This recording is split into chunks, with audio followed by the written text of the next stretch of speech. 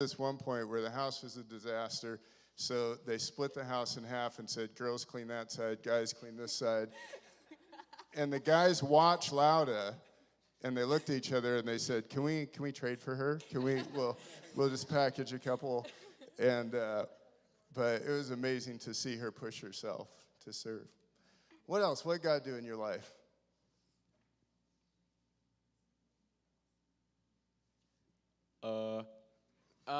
So for me, at least growing up in Bend, like I've gone anywhere else. I mean, I've gone at least serving anywhere else. It's never happened for me.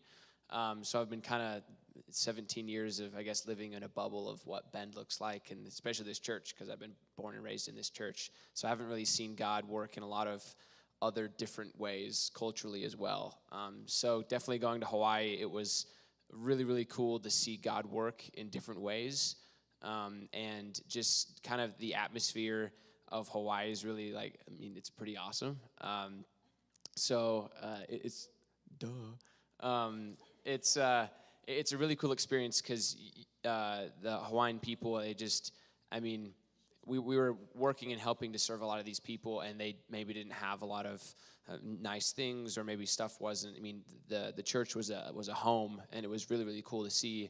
And you still got to see them completely faithful to God and completely trusting in Jesus. And they weren't worrying about, what they had or what they didn't have, or how, dreaming about what they want to serve people. They were just serving people and serving God with what they had. And that was really amazing for me to see and just kind of experience. And at least personally, God kind of told me to just, you go through life and you try to, deal with things or deal with, issues or things of being a human and living on earth.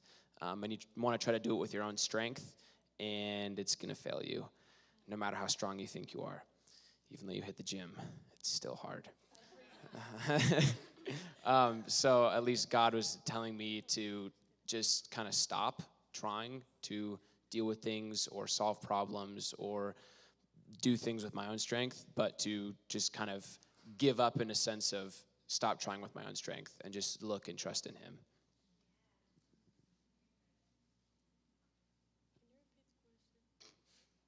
What did God do in your life specifically during this trip?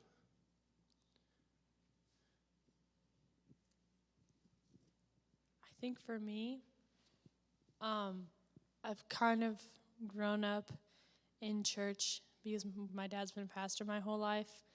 And I know, shocker, no. But, no, I've grown up in church, and I've just kind of always been put in more of a leadership role, just naturally. And so I think the way that God, one of the ways that he worked on me was just giving me the opportunity to be able to not only work with my friends, but just get to know them so well and work so well with them, and just realize that there's people that not only are capable of helping out, but are doing it for such amazing reasons, and just giving everything they have for God, and just reminding myself that there's great people all around me that I can trust and that will support me, that I just know are going to be able to take care of it and help me out.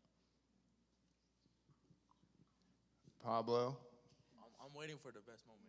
You want to tell a story about your arm and what? This is the moment, Pablo. Right now? Right now. No. What about my arm? I dislocated over there. The second day I was there, I dislocated my arm. And it was really dumb because I was just running down and I slipped backwards from ground height. So, yeah, I feel kind of dumb. But, I just see God working on me because, he showed me that I can do stuff that, I think I wasn't capable of. After, dislocating my arm, I thought I was going to be done with a mission trip and, not being able to help. But, he showed me that I can do things. If I just got to trust him and stuff like that. And then I felt his presence when, everybody was, helping me out. It was, a really good experience because, everybody was are you okay? Do you need anything? And it was just really amazing, Yeah. Yeah, it was a different kind of work because when he hurt his arm, he was just distraught because it's I can't contribute. I can't be one of the team. And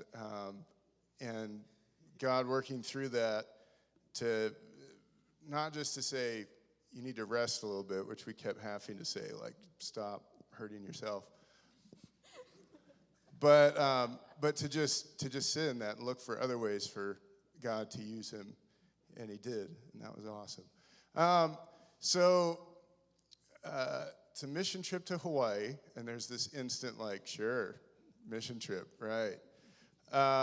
But it really was. It was a lot of work. There's a lot of responsibilities. If we got our work in time, they would let us go to the beach for an hour or something in the afternoon, and so that was motivation. But many times we get there early, and we'd be working hard all day. So just if you could tell about some of the big projects we worked on and just give a report on how God used us to serve.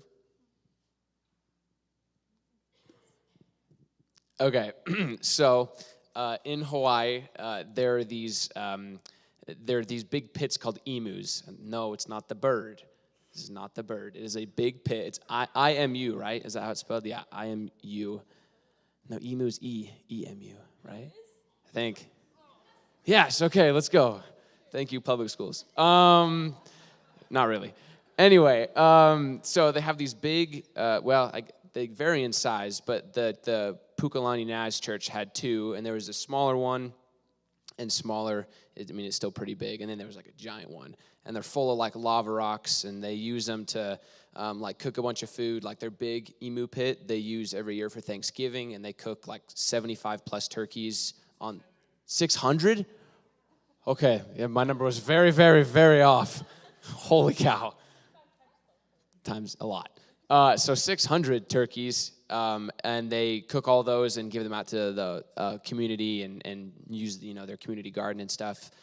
So it's full of lava rocks, and there's a big process that Pastor Oli walked us through because we used the small emu for the luau after church on Sunday with some really, really delicious kalua pork.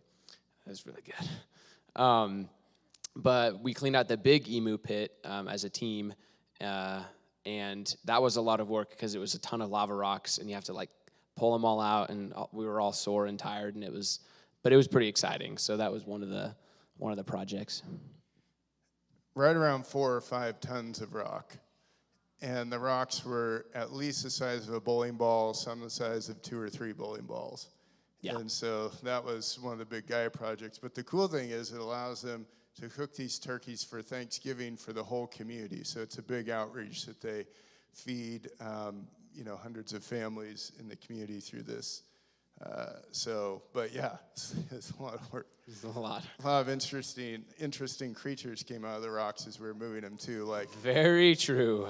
Like a centipede that's about the size of a sausage. Yeah. And poisonous. So we cut into a few pieces. So what else? Anybody want to talk about the VBS a little bit? You want to? Go ahead.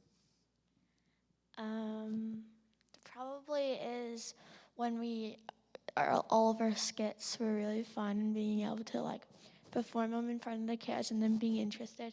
It was pretty hard with the little group because they were all like screaming around, and it was really frustrating because like they wouldn't listen to you, and you're like, what am I supposed to do? Do I just continue, or do I like sit down? And you just have to learn not to snap at them. It was really fun to get to learn how they worship God and how they just soak in all of like the lessons, and the way they do it is really cool. They all come together in one family. It's really fun.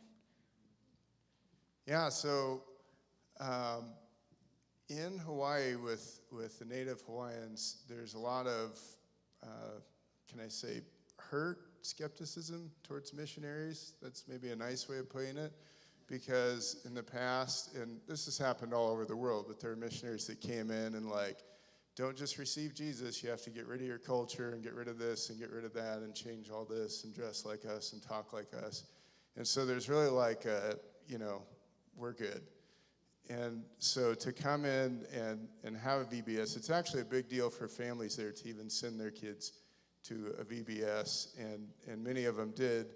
And so to be able to just love them where they're at, to learn, words, cultural elements, the dance that we showed you guys before we left, and just try to show them that we love them in their culture, we honor them in their culture, and we have this story about Jesus that's so important to us. It was a really cool opportunity. So, and we broke the kids up into a lot of different groups. So what you saw in the video were like different groups of kids all over the place. And then we doused them all in foam. That's one of the highlights. What else about VBS? I like doing the skits a lot because I feel like it was one of the moments where the kids were the most engaged. Because we had VBS prep, which was kind of stressful because we had to make all our props. So at some point we had to make these ears for wolves, but they ended up, if you guys have seen Avatar, they ended up looking like the Avatar people, so we had to remake them. But it was really funny, multiple times. But just watching, we put so much effort into these skits, and you're kind of hoping, with your fingers crossed, oh, please, don't, just standing up and, walking around, pay attention. And they actually did. They paid attention, and they were laughing, and they were getting it. And I think that's just something so great to see. It's just that you can put things that God has done that are just so big, it's kind of hard to fathom them, that you can just break it down and give it to kids in ways that they'll be able to remember it, was just really cool. As I was saying earlier, they're one big family. They will warm up to you very, very fast. And they'll oh, KK, and they'll give you big hugs, and they'll be oh my gosh, and tell you all about their life. It's really fun to hear about their life stories because over there in Bend, we have it pretty easy compared to them. I mean, their life stories are just for their young age too, it's really cool to hear their life stories, yeah. Yeah, like many touristy areas around the world, the tourism drives up prices of everything. And so for the people living there, it's very common to have 2 or 3 families in a house, sometimes more. Now, I've been on a number of mission trips over the years, and so I love our mission house. I thought it was cool, especially for a mission house. But it wasn't like the houses you're used to. We had some friends in the house.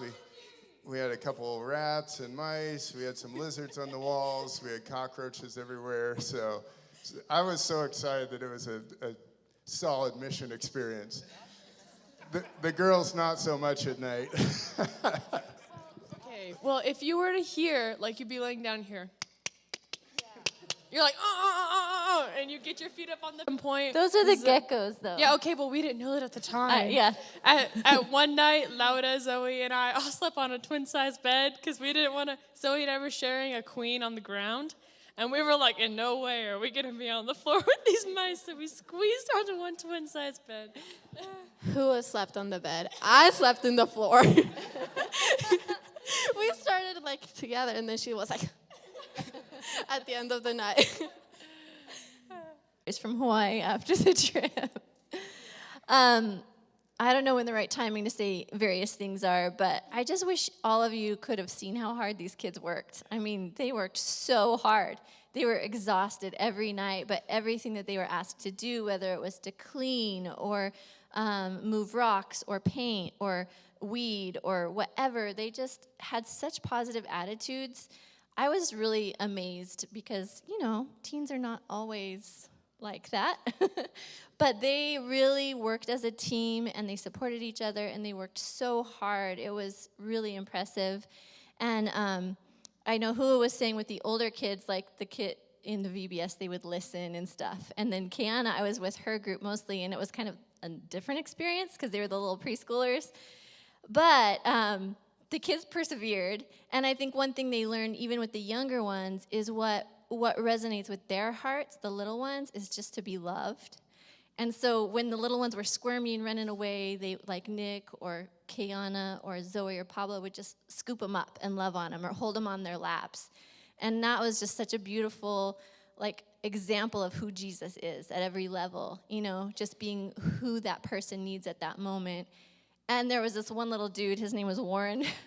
I think he stole everyone's heart. He's just the cutest little guy, and he was pretty squirmy, but he usually had someone, either Pablo or Nick, usually one-on-one with him. And he had an older sister named Tati, and she was in the older group. And we didn't realize, so we had the VBS, and then the Sunday was the final revival service, and the luau for everyone afterward. And their mom came, and I didn't realize she'd never been there before, but she'd been sending Tati, the oldest. They have a bus ministry, so Pastor Jamie, who RJ talked about earlier, goes out with her van and picks up the kids from the neighborhood and brings them in for kids stuff during the midweek. And she'd been sending Tati and Warren. Occasionally Warren would go. But because of the experience the kids had during the VBS and how loved they were and cared for, she brought all of her kids on the Sunday morning. And well, not all, because she had 2 older ones, but she had Tati, who I think is 10 or 11. Then I think Warren was 3, and then 3 or 4. I get them. Yes. And then she had a little one named Samson. It was so cute. He was like 3. And then Harmony, who was 2. And then she had this teeny tiny baby named Miracle. And Miracle was born at 1.5 pounds, hence her name Miracle. And when she brought her, I think she was 4 pounds, like 4.5, 5 pounds. I think there's a picture of, I don't know if Ariel talks about her, but a picture with Ariel holding this teeny tiny baby.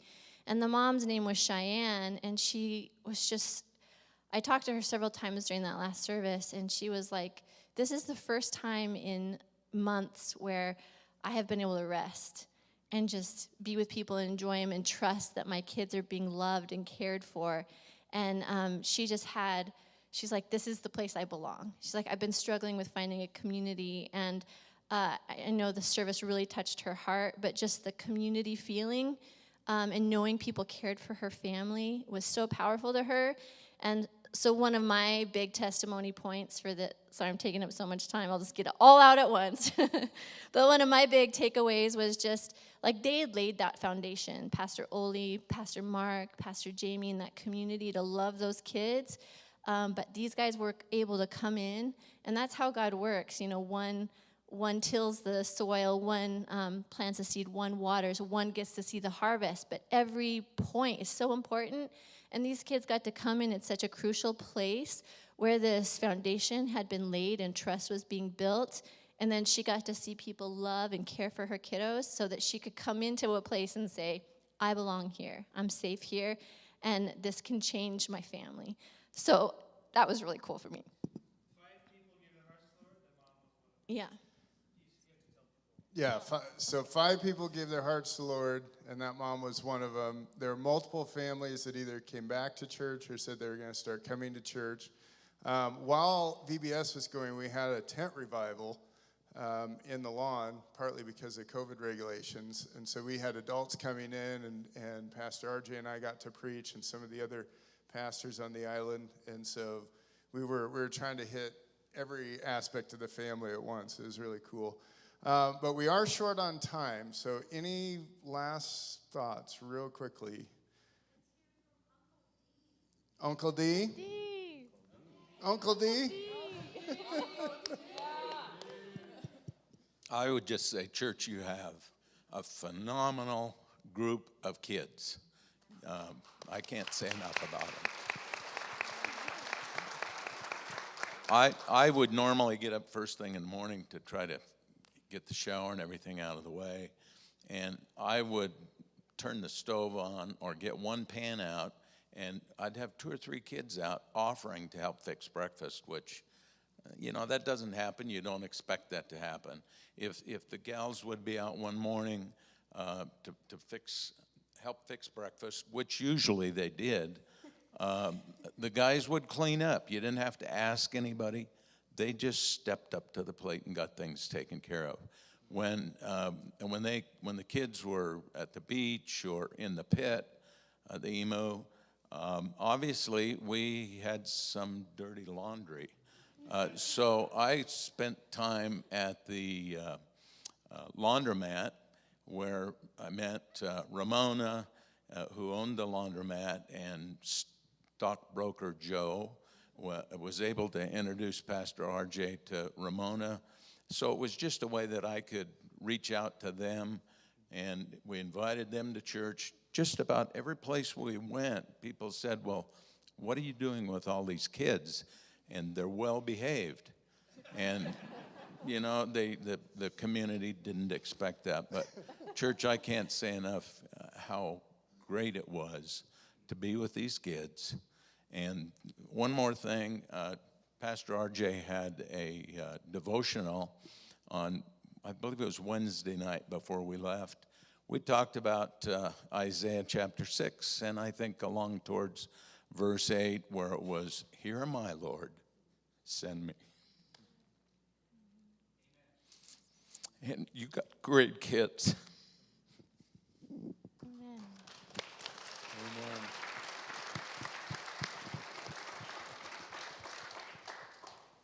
So you guys know what happens to Popeye when he eats spinach, right?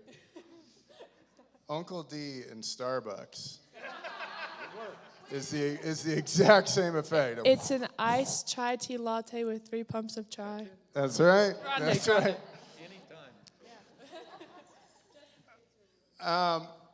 So how long has Pastor Mark been pastoring there at that church? Is it 12 years, 15 years, 10 years?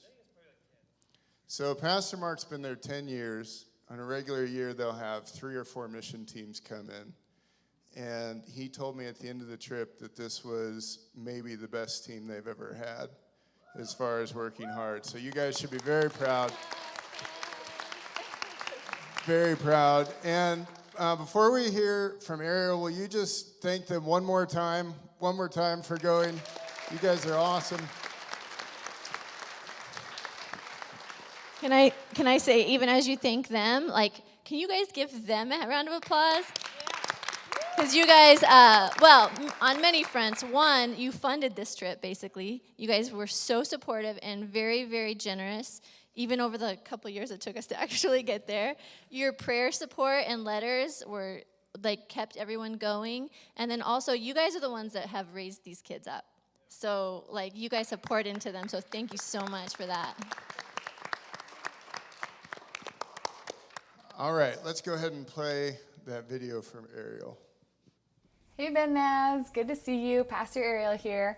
I got to go to Hawaii and I'm super excited to share it with you. I'm back with the kids, so I can't be part of the fancy interview on the stage, but I'd love to talk to you after church if you have time.